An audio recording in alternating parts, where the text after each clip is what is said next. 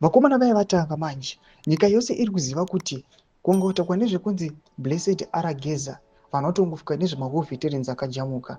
Takuona vakomana ava kutora an opportunity yekuda kuconfuse vanhu vakanzwa marumors ekuti aiwa mukomana panguva ino ari safe achitotaura achitoti aiwa inini am not hiding nditori safe hapana kana kuzama kuwanda kwandiri kuita just because I know kuti I am telling the truth.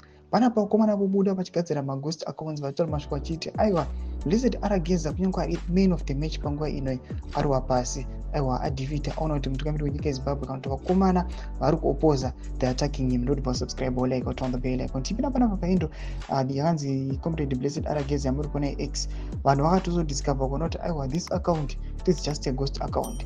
Vanobuda nyore vachiti fellow Zimbabweans, I wish to announce that after I received intel that Mnangagwa deployed members of the SAS to hunt me, I decided to leave the country in fear of my life.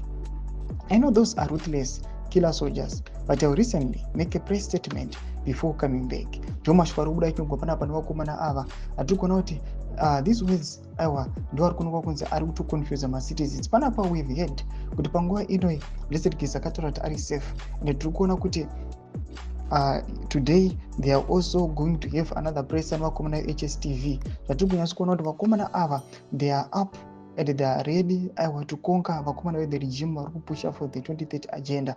Tichiona vakomana vachiconfuse vanhu vachiti Blessed Arageza akawa pasi akabuda munyika nekuda kwavakomana vari kuti aiwa SAS adeploywa nemutungamiri wenyika. Panapa mashoko aya ari kudismisswa achinzi aiwa mashoko emanyepo, mashoko asiri echokwadi, noda kwekuti aiwa ari kuda kuisa chimiro chisipo kana kuti vanhu valose hope yechange munyika yeZimbabwe.